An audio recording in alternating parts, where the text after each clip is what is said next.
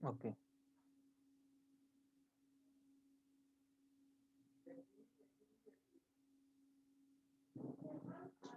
तो इस तरह का पिक्चर मतलब डायग्राम हमारा बनेगा। तो ये हो गया टोटल कंप्रेसिव हो सकता है मेरा।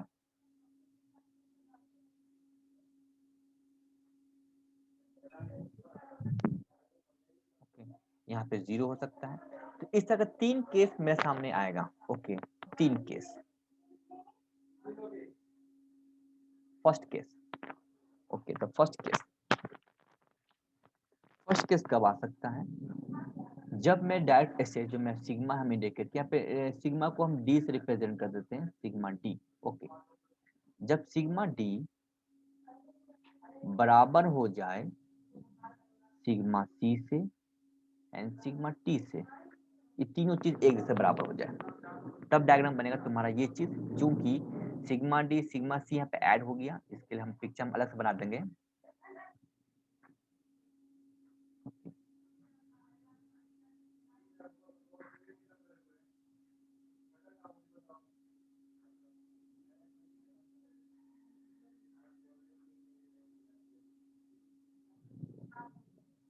इसमें क्या बनेगा, मैं पिक्चर ये बनेगा दिस, ये हो गया कॉलम जो मेरा पूरा ए बी सेक्शन हो गया।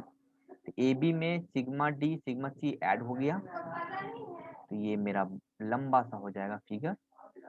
ओके, ये मान लेते हैं सिग्मा डी, ये सिग्मा सी दोनों जुड़ गया, मतलब कि sigma D plus sigma C add हो गया कि दोनों का नेचर एक ही है, कंप्रेसिव हुआ। उसके बाद क्या होगा, न्यूट्रल एक्सिस में क्या था कि सिग्मा डी और सिग्मा सी सिग्मा टी 0 था मेरा, क्योंकि न्यूट्रल एक्सिस में का वैल्यू 0 होता है। तो ये धीरे घट के ये पोर्शन आ गया, तो यहाँ पे सिर्फ सिग्मा डी बचा रहेगा। और फाइनली यहाँ पे क्या था कि सिग्मा डी नीचे की तरफ था, सिग्मा टी ऊपर की तरफ था, मतलब ये नेचर का ऊपर नीचे, तो घट के क्या होगा 0। तो ये पहला पिक्चर बन जाएगा ऐसा। तो यहाँ पे कोई स्ट्रेस नहीं, मतलब कि नो स्ट्रेस, सिग्मा डी भी 0 सिग्मा टी मतलब sigma D minus sigma T equal to 0, तो टोटल नो स्ट्रेस। यहाँ पे क्या बचाएगा, only only direct stress. Okay, second case 2। Sir हाँ, दोनों कॉम्प्रेशन ऐड किए, उसके बाद क्या बोले सर? हम एक एग्जांपल सेंटर पॉइंट को हम एग्जांपल समझा देते हैं। सबसे पहले ये देख लो कि ये तो हो गया मेरा सेंटर ऑफ ग्रेविटी सी, जहाँ पे मेरा सेंटर है। मान लो कि सिग्मा डायरेक्ट स्ट्रेस का वैल्यू आया है 2, ठीक है ना, और सिग्मा सी का भी वैल्यू आया है 2, और सिग्मा टी का भी वैल्यू आया है 2। तो बेंडिंग स्ट्रेस का जो फॉर्मूला होता है, जो डायग्राम, वो तो ऐसा बनता है, ये वाला चीज बेंडिंग स्ट्रेस का, जिसमें कि सेंटर पे 0 होता है, ठीक है ना, है सिर्फ यहाँ पे कोना पे और इसके कोना पॉइंट पे ज्यादा रहता है टेंसाइल या कंप्रेसिव। तो बेंडिंग स्ट्रेस के बीच वाले में कुछ नहीं रहता, 0।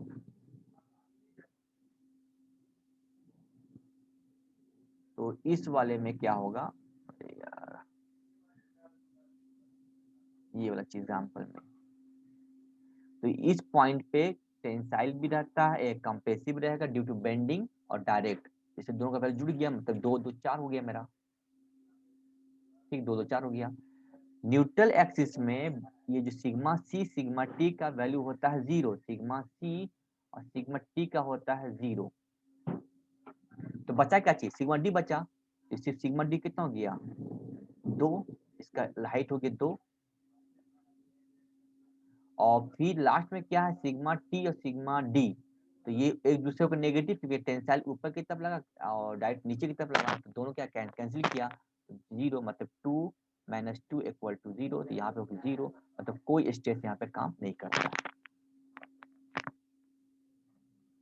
केस 2, अब केस 2 का एग्जांपल हम ऐसा लेते हैं कि मान लेते हैं कि सिग्मा डी जो है वो बड़ा है किससे, सिग्मा सी से। ओके, और सिग्मा टी इसके बराबर है, ये तो मेरा कंडीशन दिया हुआ है।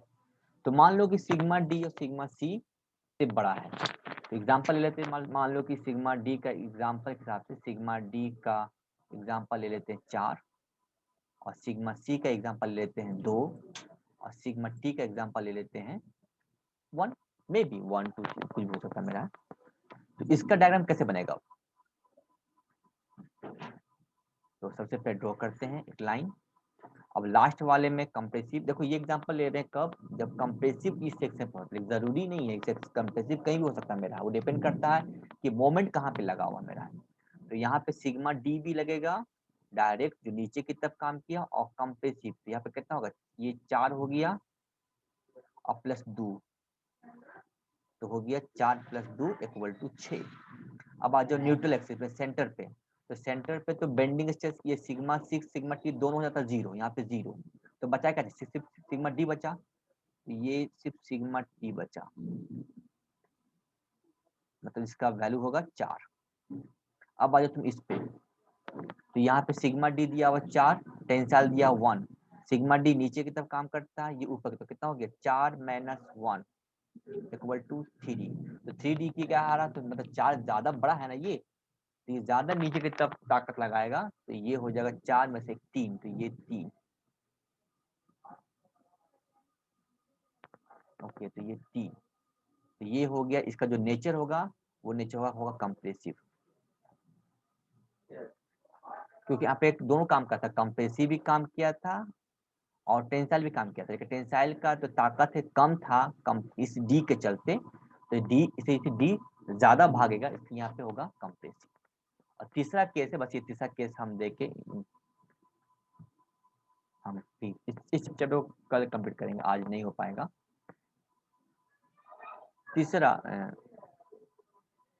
तीसरा जो एग्जांपल है मेरा है, जब सिग्मा डी छोटा हो गया सिग्मा सी से, और सिग्मा सी सिग्मा टी एक हो गया। एग्जांपल के हिसाब से ले लेते हैं कि सिग्मा डी का वैल्यू हो गया 5, और सिग्मा सी का वैल्यू हो गया 7, और सिग्मा टी का भी वैल्यू हो गया 7। एग्जांपल ले रहे हैं, कुछ भी हो सकता है, लेकिन याद रखना जब भी होगा सिग्मा डी से दोनों बड़ा होना चाहिए, हम वो से एग्जांपल ले रहे हैं। तो इसमें कैसे बनेगा, डायग्राम बनेगा, चलो ये हो गया लाइन, इस पॉइंट पे कंप्रेसिव सिग्मा डी हो गया 5 और सिग्मा सी हो गया 7, तो दोनों हो गया कितना 12। अब आ जाओ न्यूट्रल एक्सिस पे, सेंटर पे तो बेंडिंग स्ट्रेस होता ही नहीं है, तो सिर्फ बचा क्या चीज, सिर्फ बचा डायरेक्ट स्ट्रेस 5,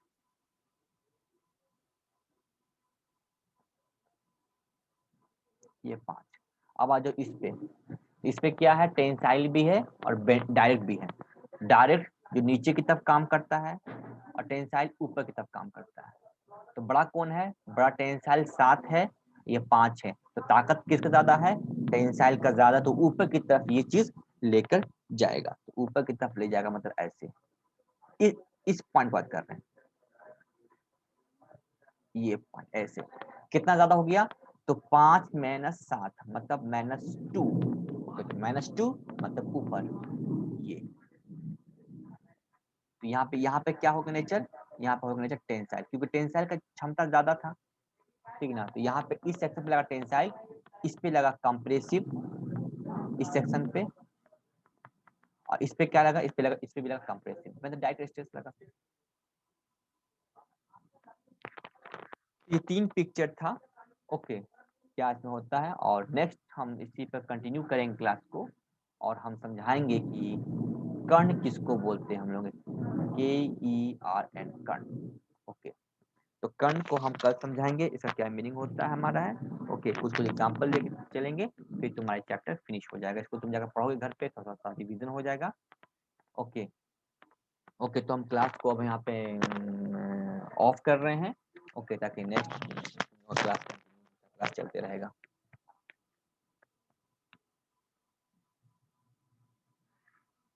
कुछ पूछना तो पूछ सकते हो।